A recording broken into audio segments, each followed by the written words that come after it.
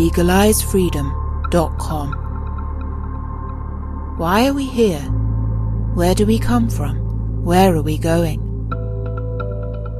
From the nature of reality to the future of humanity. Listen without limits. Unchain your brain.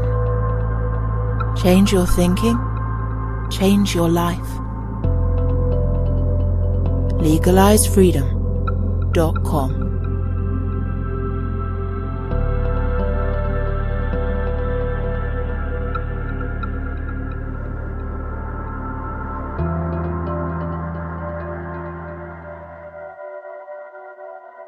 Greetings and welcome once again to legalizefreedom.com. I'm your host Greg Moffat, and my guest today is Michael Cremo, who joins us to discuss the Silurian Hypothesis and the hidden history of life on Earth. The Silurian Hypothesis assesses modern science's ability to detect evidence of a prior advanced civilization, perhaps several million years ago. The name Silurian derives from the BBC science fiction series Doctor Who, which, in 1970s Doctor Who and the Silurians, posited an advanced civilization prior to humanity. Astrophysicists Adam Frank and Gavin Schmidt proposed the Silurian Hypothesis in a 2018 paper exploring the possibility of detecting an advanced civilization before humans in the geological record. They argued that there has been sufficient fossil carbon to fuel an industrial civilization since the Carboniferous Period, 350 million years ago. However, finding direct evidence, such as technological artifacts, is unlikely due to the rarity of fossilization and Earth's exposed surface. Instead, researchers might find indirect evidence, such as climate changes, anomalies in sediment, or traces of nuclear waste. The hypothesis also speculates that artifacts from past civilizations could be found on the Moon and Mars, where erosion and tectonic activity are less likely to erase evidence. Also, as detailed in Michael Cremo's research, there is archaeological evidence showing that humans existed in these distant times. The origin and evolution of our species may be very different from that which we are led to believe. Hello and welcome, Michael, and thank you so much for joining us once again on legalizefreedom.com. Good to be with you and all your listeners. Michael, I say joining me again, it's been a long time, a full decade ago, that you joined me to speak about human devolution and forbidden archaeology. There'll be a link to that interview up on the page for this. If listeners want to check that out. I've not listened back to that interview. It'd be interesting to do so. But before we dive into today's talk, just give listeners a little bit of background on yourself, your background, your work in general. Well, I'm most well known for my book, Forbidden Archaeology, which deals with archaeological evidence for extreme human antiquity. Most scientists today would say humans like us first came into existence on this planet less than 300,000 years ago. So I've actually looked into the history of archaeology, and I've found that there have been many discoveries by archaeologists, geologists, and others who dig into the earth, showing that our species has been on this planet for far longer periods of time, going back millions of years in some cases. So the reason I got into that whole topic was my acquaintance with the writings of the Vedic tradition in India. There's a category of literature called the Puranas, which are the histories and cosmological writings of the Vedic culture. And they speak of a very ancient human presence on this planet, going back very far in time. And it's something that's found in many ancient wisdom traditions, going from the Bible to many other traditions as well. You know, the idea that humans have been around since the very beginning, really. So that's what I've dedicated my writing career to, exploring these topics related to human origins and antiquity. So that's a brief introduction to what I do. Well, of course, in history and in mythology in particular, and as you say, in wisdom and spiritual traditions, we have concepts about the deluge, for example, and the great flood myths all over the world, and that there was some kind of civilization prior to that, and potentially an advanced one. We see this in the stories about Atlantis and other similar concepts. We think about the Ice Age and what human civilization might have been like prior to that. There's some overlap with the concepts of Atlantis around that. But the sort of deep time that you've probed into in your work, I think is really almost too much for some people's intellect to cope with. Just the sheer scales that we're talking about. It reminds me a little bit when people think about cosmos, space in terms of the size of objects and the distances involved. It's just mind-bending, really. And we're talking about, in the title of the talk, the Silurian Hypothesis, we're talking about the Silurian time period, a deep historical time period. But that in itself began almost 444 million years ago, lasted 24.6 million years in itself. Just that alone, I think, is just, as I say, too much for some people to cope with conceptually. But there it is, and you'll get us into this, the Silurian Hypothesis, and it goes way beyond any ideas that the Atlantis story might have stemmed from. You're talking about the potential for some kind of technologically advanced civilization hundreds of millions of years ago. That's what this hypothesis sets out.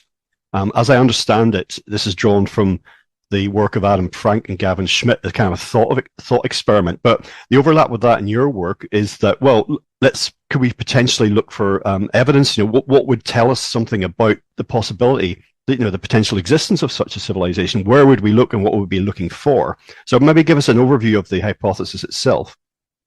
Right. Well, you're exactly right, Greg, that the time periods I'm talking about are way beyond what even people interested in alternative archaeology and things of that sort are prepared to accept. What to speak of the mainstream academic and scientific community.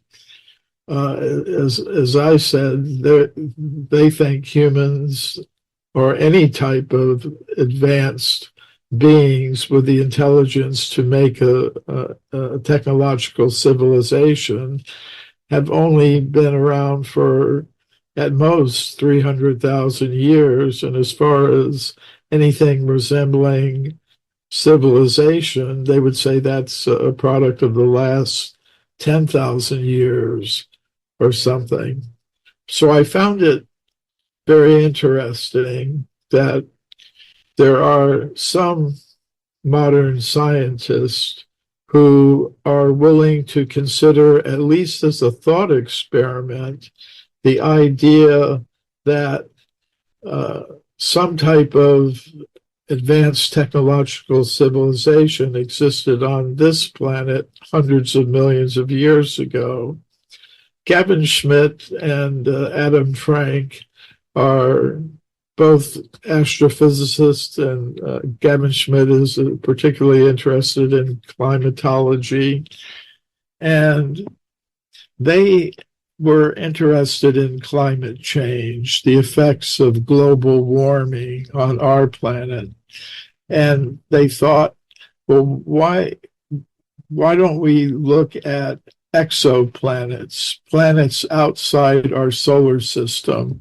In the last decade or so, with the advanced space telescopes that have been launched, astrophysicists have been able to identify thousands of planets circling stars and other solar systems and other parts of our galaxy. And they wondered, Schmidt and Frank wondered, well, what if we examine the atmospheres of these planets? And maybe we might be able to detect excess amounts of carbon or other gases that may have resulted in uh, global warming from the effects of a technological civilization on these other planets. So they started doing that using spectrometry. They can analyze the contents of the atmospheres of these exoplanets. But then Gavin Schmidt wondered, well, why are we necessarily looking for such evidence on these exoplanets? Why not look at our own planet? What if millions of years ago there was an advanced technological civilization here that produced, these global warming gases, and maybe we could learn something from that. So he picked the Silurian period. Now, I think that's because he's English and he was familiar with the science fiction series Doctor Who that's been airing in England on and off on the BBC for decades.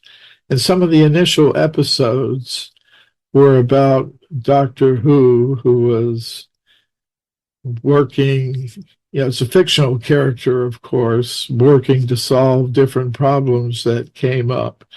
And in the series during the 1970s, there were some episodes dealing with scientists at a research station disturbing some humanoid reptilians who had been in suspended animation in some caves deep in the earth. And they were disturbed by the activities of this scientific research station and awakened and came up. So Doctor Who had to deal with them. And they had been in suspended animation since the Silurian period, which you nicely outlined, goes back way over 400 million years. So Schmidt and Frank called their hypothesis that there may have been an advanced technological civilization on this planet hundreds of millions of years ago. They called it the Silurian Hypothesis. And they analyzed, well, if there was such a civilization, what signs of it would we see today? And we could discuss that because that definitely relates to my forbidden archaeology work. So I just found it fascinating that although the mainstream scientific community is presently very much dedicated to this idea that humans or some types of intelligent beings capable of a technological civilization came about only recently, that at least as a thought experiment, they're considering the existence of such beings and possible civilization so far back in time as the Silurian even. Well, like a lot of young boys, when I was little, I had a fascination with the distant past, in particular dinosaurs. That fascination actually is very widespread, and in itself, I think is very interesting. And it doesn't, girls are not so interested. I don't know if psychologists child psychologists could explain that in some simple way. But in any event, I read a lot about dinosaurs and about the prehistoric time periods when I was young, and I had to go back over some material to remind myself of this. But during the Silurian was the transition when terrestrial life really became established, as to say, no longer just all based in the oceans, but also there was the first of the major extinction events took place during that time when 85% of aquatic species disappeared. But again, it was such a long period of time, as I said, 24.6 million years. There's plenty of room for events like that. But it was momentous in any way you look at it in terms of life on Earth. Yeah, you're right. When I was young, I like many other young people, was fascinated by dinosaurs. I had nightmares about them sometimes. But uh, actually, during the Silurian period, the life forms on land were mostly amphibians. I think the reptiles hadn't really come into existence yet, according to the standard paleontological views. But I guess, sometimes people ask, could humans have existed at the time of the dinosaurs? And I think it's possible for a couple of reasons. First of all, and this gets us beyond the stones and bones and fossils and things like that, there's the question of consciousness. I mean, the standard idea today is that consciousness is something that is produced by chemicals interacting in the brain, in the neurons. But nobody has really come up with a causal explanation of exactly how you get consciousness out of neurons. It's an ongoing project in the world of science. But to me, consciousness suggests that we exist not in a matter-based universe, but a consciousness-based universe. And I think the universe or cosmos has a purpose, which is to allow the conscious self to understand its real identity apart from matter. So if that is the purpose, it's best realized in the human form of life. And therefore, I think the human form of life should always have been available to conscious selves on this level of reality. And that is one of the reasons why I think that we should expect to find evidence for a human presence going very, very far back in time, back to the very beginnings of the history of this planet. So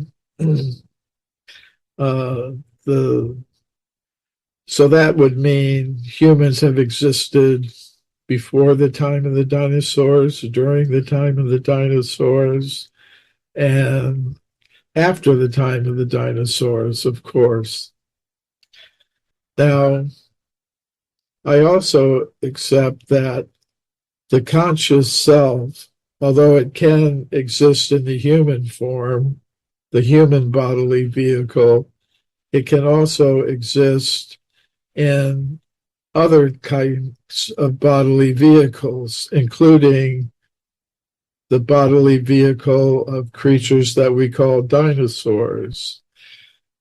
But the body of a dinosaur or any other plant or animal is not the bodily vehicle that will allow a conscious self to understand its position, its nature apart from matter, that it has its own identity apart from whatever bodily vehicle it's occupying. It really belongs in a world free from the contact of matter, a world of pure consciousness. Yeah, in the dinosaurs, I see mirrored, from what we know, what I've read, the animal kingdom that is, extant on the earth today. So you have slow-moving, dim-witted herbivores, cows and sheep in the dinosaur world, and you have fast, aggressive carnivores, lions and tigers, etc., in the dinosaur world as well. So it seems to mirror that fairly closely. But overall, a lower level of consciousness, that a somewhat higher level of consciousness, I would say, in the predators rather than the predated. But yeah, exactly what you said about not a suitable vehicle for self-consciousness. Self-realization, yes.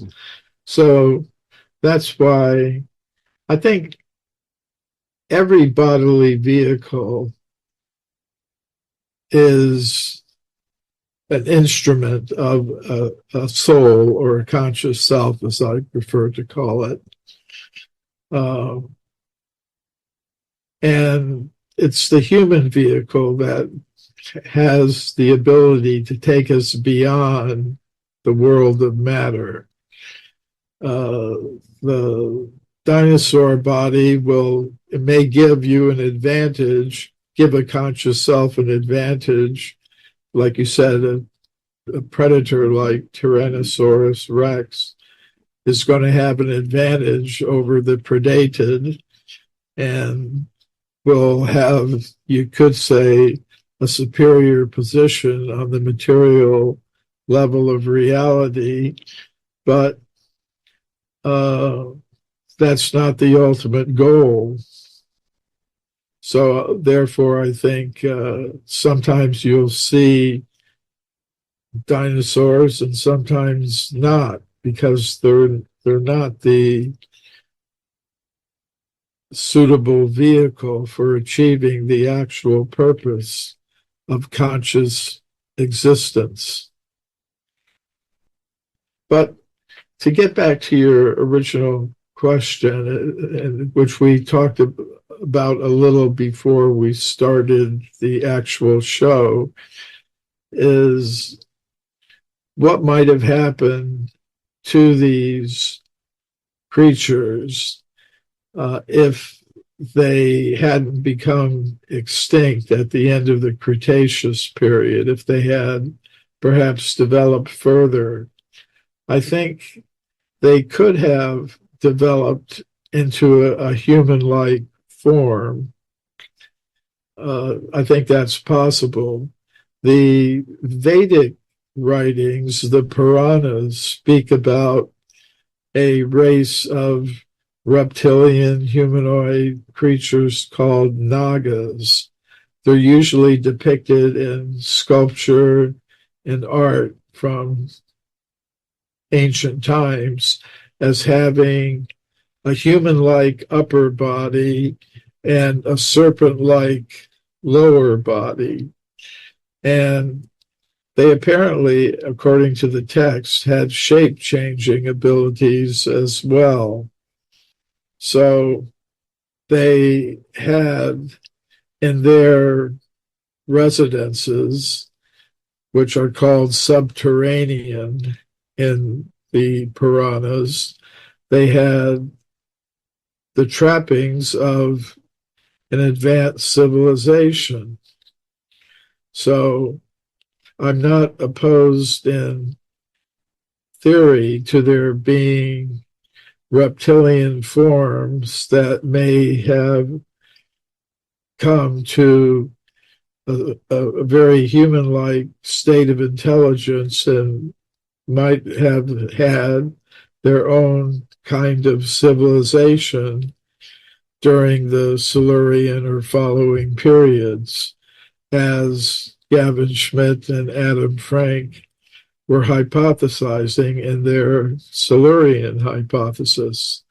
But they made some very important points about what we might expect to find as evidence from such a civilization. They pointed out that we might not see very much in terms of the kinds of evidence archaeologists are normally dealing with. They pointed out that after a few 100,000 or even a couple of million years, most of the stuff that we identify as high tech will be gone. It doesn't last over the geological periods of time of such vastness. They pointed out that you would be very unlikely to find any fossil bones of the creatures or intelligent beings who were responsible for that civilization, nor would you expect to see very much in the way of artifacts. What you might expect to find, they pointed out, would be maybe a thin layer, a thin band of multicolored fragments of something. And if you subjected it to analysis, you might find chemical compounds that don't occur naturally, that could only have been the result of a technological civilization that had the ability to make such alloys or compounds. They also suggested you might find some kind of radioactive substances resulting from a past nuclear war or nuclear reactor accident. So the kinds of evidence that might remain of such a civilization existing at such a distant time would be there, but they wouldn't be the normal types of evidence that archaeologists look for, namely, skeletal remains, artifacts, structures, and things like that. Well, just in passing, while I remember, if listeners are interested in the idea of intelligent dinosaurs and how those species might have evolved, there's a book by Mike McGee called Who Lies Sleeping? That's Who Lies Sleeping. Mike wouldn't be interviewed by me. He was a bit of a mysterious character. I couldn't get him on the show. He didn't have any online presence. I had to write him a letter, actually, and put it in the post. First time I'd done that in a long time. But in any event, what you're talking about there, evidence for civilization and the difficulty of detection. Again, this is things that I think that we mentioned at the top of the show about deep time and people not really considering the effects and the implications of these time periods on these matters. There's also the rarity of fossilization. You go everywhere, dig up, you find fossils all over the place. But in terms of all of the life forms that have existed, it's probably a very, very tiny snapshot. And there's also the issue of the Earth's surface that is now exposed, for example, that isn't underwater, compared to the portion of the Earth that was exposed versus underwater for our purposes, the Silurian time period, really quite different. So that also affects our access to potential, evidence or, pointers to something significant in the past. Yeah, you're absolutely right about that. And I think that process that you just mentioned, that we're not getting a complete picture of the geological record, is probably, in my opinion, responsible for the apparent progression of species from simple to more complex that's revealed in the fossil record. As you pointed out, the record is not complete, even in its pristine state. Studies have been done by geologists, and this is a standard geological fact, that if you take some sedimentary layers, and it's sedimentary rock in which you find fossils, if you take a sedimentary layer that represents a certain period of time, say 10 million years, what's actually deposited and in the record, it represents anywhere from maybe 10% at most to 1% of what should be there if you had the complete record. So you start out with less than 10% of the sedimentary layers being preserved. And then over time, after the layers are deposited, there's erosion, there's plate tectonics, there's the bottom of the seafloor, things are inaccessible. So that has to be considered. Then you add in that some species are more readily fossilizable than others. Then you have to consider that. And then you have to consider that different species are represented by greater or lesser populations. Like humans would be a fairly small population related to other species. So when you factor in all those things, and you could assume that in the beginning there may have been human beings, there may have been other species, but what will be left in the fossil record, the human beings in the fossil record may not show up until in significant numbers until you get fairly late in the record. When you consider all these things, so the apparent progression and late progression of species from simple to more complex may be a feature of the nature of the fossil record and the rates of fossilization. And like you were saying also, how much has been looked at. So when you factor in all those things, that may be the explanation for the apparent evolutionary progression that's visible to some in the fossil record. Well, in your précis of the Silurian hypothesis, you mentioned that, these humanoid reptilians in this scenario may have been a substitute for humans, because scientists don't think that humans could have existed millions of years ago. You obviously thinking potentially contrary to that, but there's two things we're looking at here simultaneously, really, and that is the idea of humans existing millions of years ago, but also the idea of humanoid reptilians. These are not mutually exclusive, and some of the mythological and wisdom and spiritual tradition records and accounts that you were speaking about could indicate these species existing simultaneously. So it's not kind of one or the other, really, in this thought experiment or this exploration. Yes, you're absolutely correct about that. As I said, I'm not opposed to there being humanoid reptilians. I would just say we also have to include the possibility there may have been humans. And I would say about the Silurian hypothesis, they should probably be called humanoid amphibians, because I don't think the reptiles came on the scene, according to modern paleontology, until after the Silurian.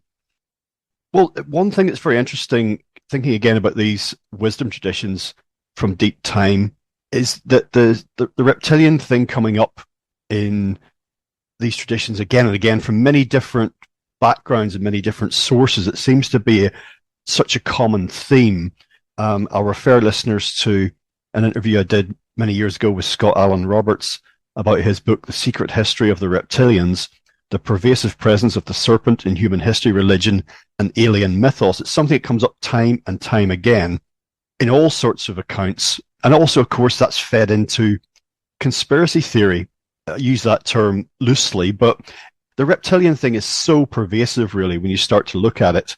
And it seems to be everything from, let's say, present day thinking, from a certain angle, but into every era of human history that has been somewhat accounted for and documented. But then, of course, beyond that, in the scenarios that we're talking about.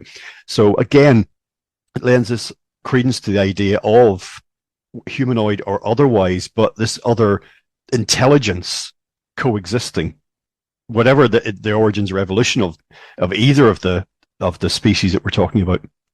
Yeah. And in the Vedic tradition, as I was mentioning, there are descriptions of reptilian humanoid civilizations existing in what are called the subterranean regions, which can either mean regions of the cosmos below the level of the cosmos that our earthly experiences on, or it could mean within a globe Earth, in the inner regions, the subterranean regions. There are these nagas, they're called, who are, as I said, depicted with serpent-like lower bodies and human-like upper bodies. There's a civilization they have, and sometimes it's stated that they have shape-changing abilities, and they would have interactions with humans on the surface or above the subterranean levels. That concludes part 1 of our interview. Part 2 will be available soon in the subscribers area at legalizefreedom.com. legalizefreedom.com